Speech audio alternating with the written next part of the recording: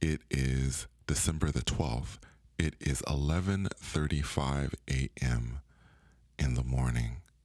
And today I would like to talk about guides, specifically how I contacted my guides, a kind of step-by-step process for me that I think I just felt my way through. I honestly didn't read about this anywhere, but I simply, took one step at a time, and I wanted to share that with you, and I hope that perhaps that will be helpful for you in your own journey to contacting your guides.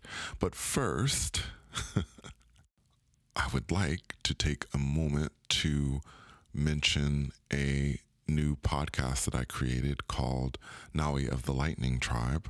I posted it on the community page, and I believe a few of you have taken a moment to listen, but I wanted to make sure that I shared it with the rest of you.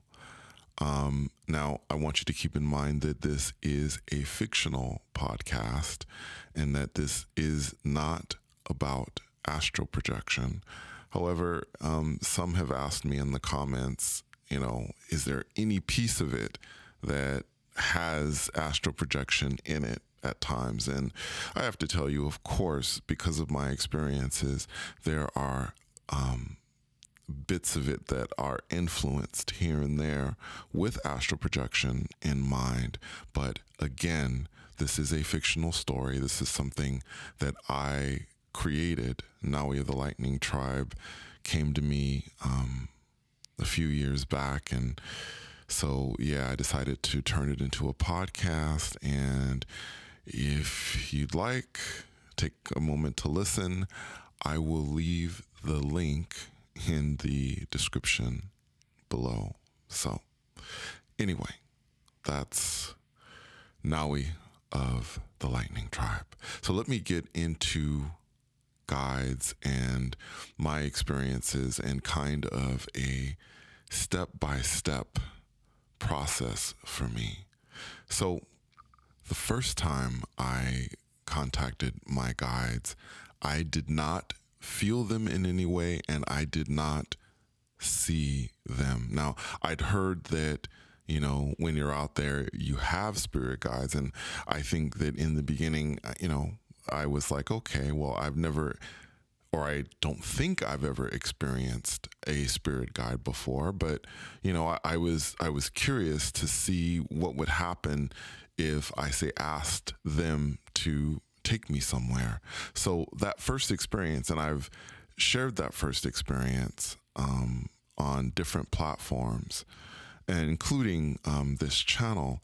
But that first time, I emerged out of my body, and I remember just kind of putting out there in my thoughts, take me someplace cool. And within an instant, I was orbiting a planet that appeared to be Earth, and there were all these spheres around, and I thought these giant spheres were like satellites, but what I discovered when I floated toward one was that these were all like homes and people lived there, and it was just absolutely amazing. And it was just a glimpse, and I remember seeing all these things, and when I realized that they were houses, I just said, oh my God. So that was the first time that a guide I believe that I really seriously had contact with my guides, but that does not mean that they weren't there before. In other experiences I've had, one of the things that I talk about, and I've talked about with guides, is that they don't have a tendency to be in the spotlight. They stay in the background until they're needed. And when they are needed, then they will either, I believe, reveal themselves or will assist you in some way. Now, that first time, I did not hear them or see them. I just felt them transport me when I made the request, and it was instantaneous. But eventually, I began to actually feel them taking me places. What I mean by this is that I could actually feel their arms carrying me. Now, I couldn't see them, and I'm sure to some of you listening to this that you're probably thinking, how creepy is that you could feel someone carrying you somewhere, but you can't see them. But what I'm here to tell you is that it doesn't feel creepy at all, not for me anyway. I actually felt much better feeling them, feeling their arms around me. I felt much more secure, and I'm sure that they knew that. They knew that their presence made me feel better. So two experiences come to mind, and the first is the first time that I felt that physical presence, or at least what I perceived to be a physical presence. Obviously, we're talking about the spirit realm, and we're probably talking about a translation that my mind is making to physical arms. But that's what it felt like to me, and again, that made me feel much more secure. Now, one of these experiences, of the two experiences that come to my mind, and the first ones that happened, was when my guide took me to a burned out house. And again, this is something that I talked about in a previous video, but this is one of the first times I remember actually feeling arms when they took me to this place, because, well, what had happened was I had asked them to take me somewhere where I could help another spirit being, and this is where they took me. And there was a man in this burned out husk of a house, and he was in the kitchen, and he was a spirit being. I believe he'd probably passed in this fire that this house had had, and he was talking about how he didn't feel as if he had substance anymore. And I assured him, as a spirit being, that he definitely still had substance, and he was as real as he was when he had a physical body. So that was one instance that I felt my guide's physical presence. In the other, it was when they were my guides were taking me across a field where it was so stunning. The visuals here were, the clarity of being in this field was so amazing. It was also one of the first times I really had an opportunity to be able to see or to be able to perceive in that way, that pristine way of being out there in the astral plane. It was just simply amazing. But I had made contact with what I perceived to be a giant cat, man-sized cat, that had eyes, and from its eyes it was projecting light. And it was an extraordinary creature. But when I had said hello to it, it started to look up. And as it started to look up, I felt my guides pulling me back. So it was interesting. I don't think I was supposed to actually say hi or something. I don't know. It felt like they were doing this very quickly because they wanted to get me out of there.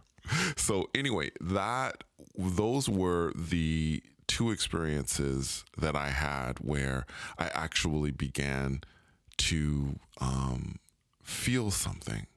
And both of these experiences, again, I could literally feel them, but I couldn't see them.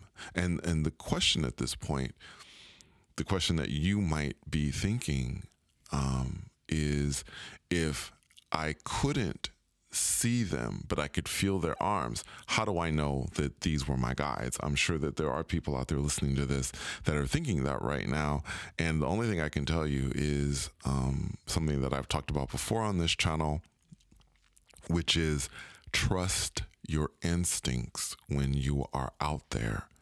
And for that matter, when you're separating and everything else, when you're going through your process of getting out there, trust your instincts at all time. If it feels right, then, continue with what you're doing. If it doesn't, you can always return back to your body. If those arms didn't feel right to me, I would just think to myself, I want to be back in my body, and it would be instant. I would be back. But it felt right to me. It felt like they were my guides. It didn't take words. It didn't take a demonstration. I just sensed it as soon as I felt that touch. Now, the first time I actually saw my guide, I was being taken someplace, some distant place out there. And again, I could feel my guide carrying me, but I couldn't see my guide. And at this point, I thought to myself, I actually want to see my guide. I want to actually see what they look like. So I simply asked. And it's so funny to me. People always ask, how can I meet my guide? How can I contact my guide? It really comes down to being practical. You can simply ask. That's it. You can just say, I want to meet you. I want to see you.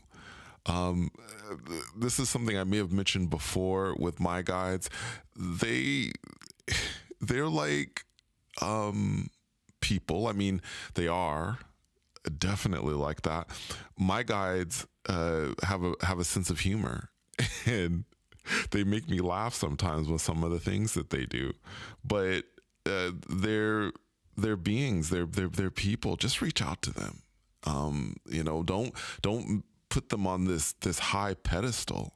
They're there to help you. So just reach out to them, just ask them questions. And that's all I did. I just said, hey, I'd like to see you. And a boy of about 10 or 11 years old, freckles, short blonde hair, looked like a skater to me, appeared, and he was carrying me and had told me that he'd known me my entire life. And it was weird because, I'm at that time, I think I was in my 40s, and this was just a little kid. At least that was what my perception of him was. And it was weird for him to tell me that. But my guides have come in all kinds of different forms. I remember once my guide came to me as a woman, tall, blonde hair, also with freckles, quite beautiful. And she took me on a trip. Once I remember my guide came to me as a young African boy. They can come as, I think, probably anything, but I think that the general kind of thing with this is they come in a form that is the least intimidating for you. So because they don't want to scare you, they don't want to intimidate you, they are there to help. So they will come in a way, and they will probably look in a way that is least intimidating for you and makes you feel the most comfortable.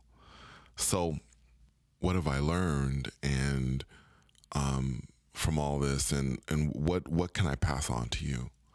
Well, for me, it was a step-by-step process, and each step was essential in building trust. And this word trust is a very important thing. Unfortunately, when I read through the subreddit at times, I see that there is a lot of paranoia out there about different things. And what is important is for you to first feel into your instincts. And once your instincts tell you that things are okay, just simply trust them, because this is trust, again, such an essential thing when it comes to this. You might begin your own journey contacting your guides by reaching out to them in your thoughts, lying down in a quiet place and just, speaking to them. Hello, how are you? I wanted to speak with you, to talk with you, that kind of thing. Again, just keep it normal. When you're there, when you're lying there, you probably won't hear necessarily a verbal response, but pay attention again to your instincts, your gut. What is that telling you? There are more ways than just talking to be in contact with your guides and other beings. There are other ways. I have definitely discovered this through my experiences. And for those that make it out to astral project, please know that they are always with you. And even if you can't see them, they're there watching out for you. Also understand that you are always in control and they are there to assist you, but they cannot control you. The choices you make out there are yours. So if you make bad choices, that's on you making those bad choices. They can advise you, but they cannot force you to do anything. So step by step. And remember, just because you can't see them doesn't mean that they're not there. Thank you so much for coming on another journey with me. And until next time, take care.